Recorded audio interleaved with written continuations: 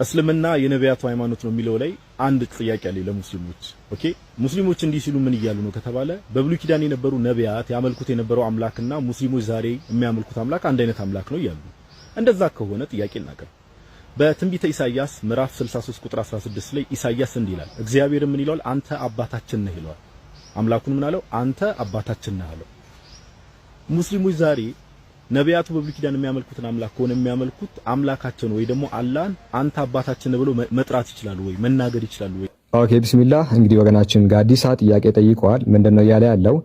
የብሉይ ኪዳን ነቢያት ሙስሊሞች ናቸው የምትሉ ከሆነ እንግዲያውስ እነርሱ አምላካቸውን አባት ብሎ ይጠራሉ፣ እናንተ ደግሞ አባት ብላችሁ አትጠሩም።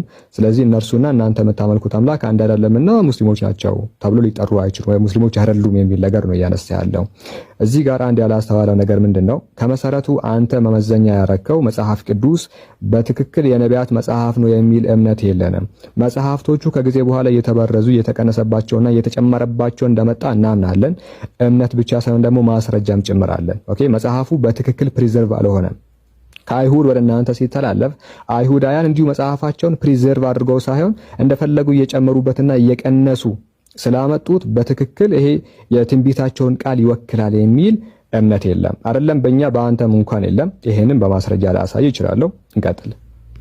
ኦኬ በመጀመሪያ ምንም አይነት ኦሪጂናል መጽሐፍ ቅዱስ እንዳሌላችሁ እንመልከት። ሊቃውንቶቹ በተለይ ቴክስቹዋል ክሪቲሲዝም ላይ የሚሰሩት ስኮላሮች ሲጠየቁ where are the bible's original manuscript የመጽሐፍ ቅዱስ ኦሪጂናል ማኑስክሪፕት የት ናቸው ተብሎ ሲጠየቅ አጠቃላይ በዓለም ላይ ያለው ክርስቲያን ስኮላር እንዲህ ብሎ ነው የሚመልሰው we don't have the original writing of scripture እኛ የመጽሐፍ ቅዱስ ኦሪጂናል ጽሑፍ የለንም።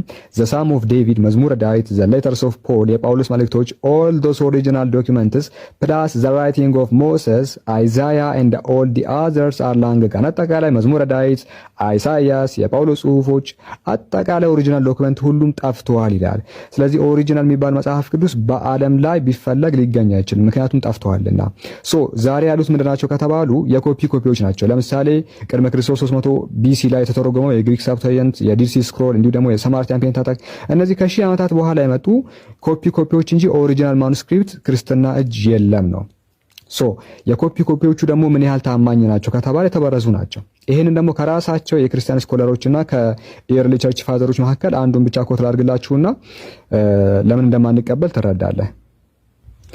ኦኬ ከቀደምት የክርስቲያን ሊቃውንቶች መካከል አንዱ የሆነው ጄሮም እንዲህ ብሎ ይናገራል። ዘ ኮምፕሊት ኒሰን ኤንድ ፖስት ኒሰን ቸርች ፋዘርስ ሰከንድ ሲሪየስ ላይ ይሄን እናገኛለን። ከፈለክ ደግሞ በአንተ በምትጠቀመው ኒው አድቨንት 57ኛው መልእክት ቁጥር 11ኛው ላይ ቼክ ማድረግ ትችላለህ።